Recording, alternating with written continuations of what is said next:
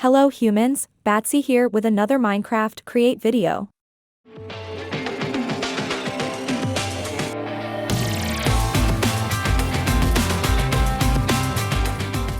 In this video, we are going to take a look at cobble generators. A staple of Minecraft, and one of the foundations of many farms with the Create mod. Even in vanilla Minecraft, we can create cobblestone when flowing lava touches water. But Create presents many ways of mining out that cobblestone, and that's why there are countless different types of cobble generators. Today I will be showing you a new one I designed, and to be able to understand its performance, we're going to be comparing it with a scaled-up version of 𝐋𝐢𝐬𝐬's cobble generator. The most notable cobble generator out there, and probably the one used the most in farms nowadays. I personally have used it many times on my own farms, because it's really convenient to set up. This also begs the question, why make yet another design when the 𝐋𝐢𝐬𝐬 cobble generator is one of, if not the best cobble gen out there? Well, that's because not all generators are equal, the same way that not all factories are equal either. I made a design especially made for large amounts of cobble generation, at a very efficient performance rate.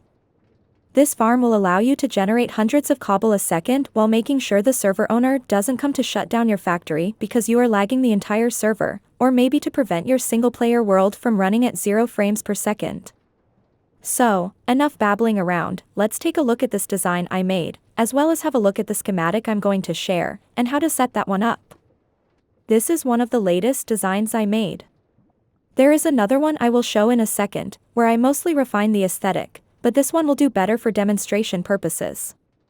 Keep in mind that this generator has been designed for performance, so many of the decisions and small details are based on that. Starting with the minecart contraption. The first reason to use minecarts is because they have their own storage, and that can be accessed by any of the actors in the same contraption. That means that when the drills mine out the cobble, those will get immediately stored in the contraption. That prevents spilling, and having to use many other blocks like funnels, hoppers, or anything that will only contribute further to the lag. It also allows us to make use of a portable unit interface, which not only requires a single funnel to work with, and produces 0 lag, it also has an infinite transfer rate that is only capped by the funnel itself. In short, a single boosted funnel is handling the entire output of this farm, which is ideal for performance. I also mix the fluids more vertically so it doesn't take too much horizontal space, something that is always a struggle for any generators that aren't using pumps. The rest of the redstone is there to make sure the timings are perfect, and to maximize the rates as much as possible. One of the downsides of using portable storages is that they will always slow down the farm, especially with a generator like this one, where the interfaces are always in range of one another. You can see how it's operating with the redstone disabled. Even when the stone is ready to be drilled, the connection remains active, and that basically makes this farm useless. Thankfully that can be solved with some redstone wizardry. When a portable storage receives a redstone signal, it will lock, just like a funnel would. That is useful for two things, to prevent the interface from connecting, and to cancel an ongoing connection. That's why we have this section of redstone.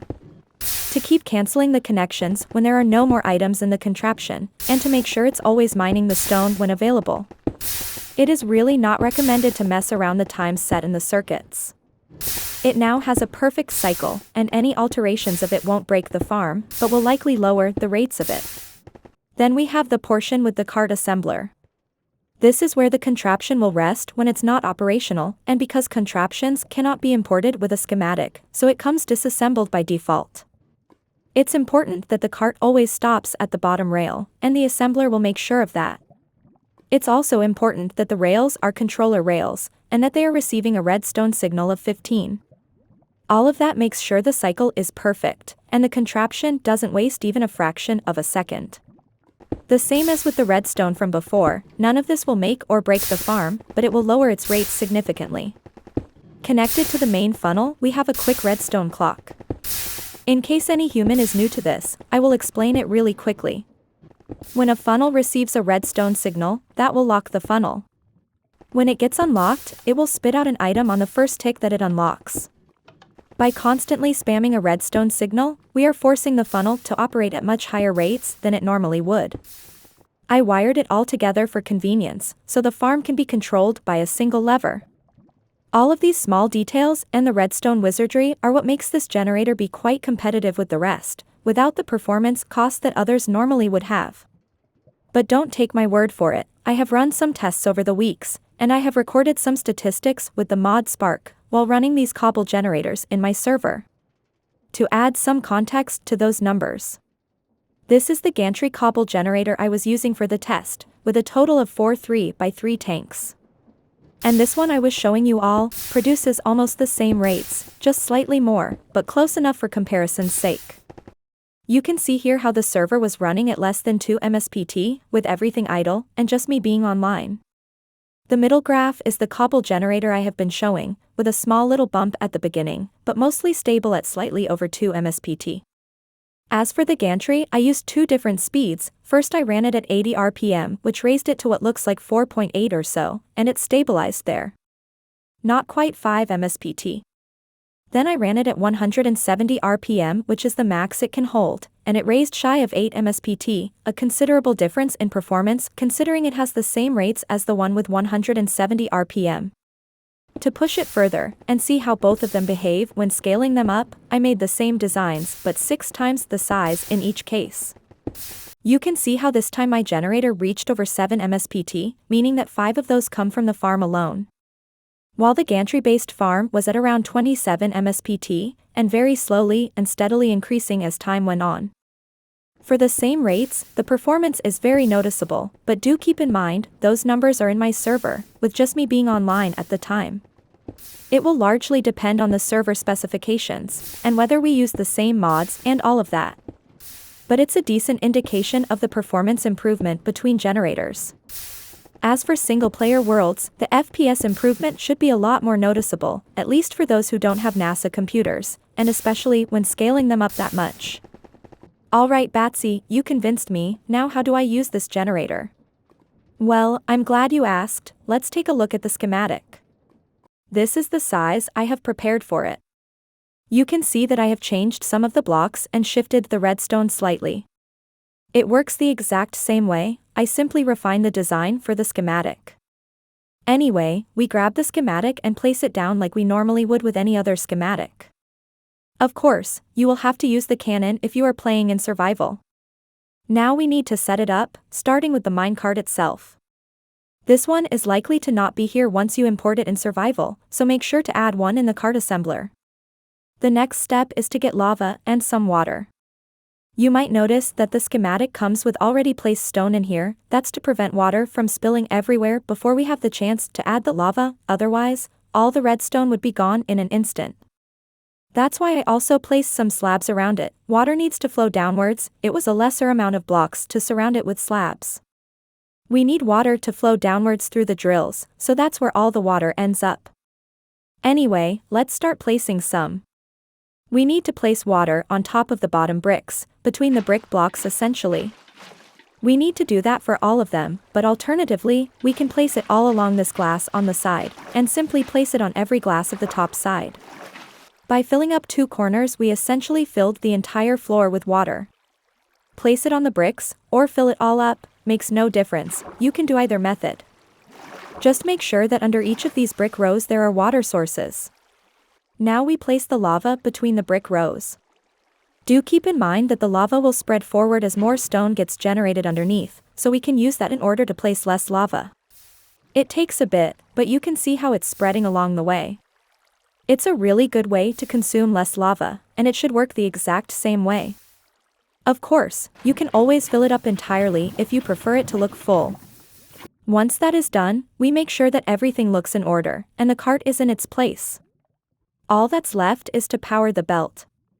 It doesn't consume any stress units, but it is required to run it at 256 RPM, otherwise it might not output all the cobble that the generator is producing.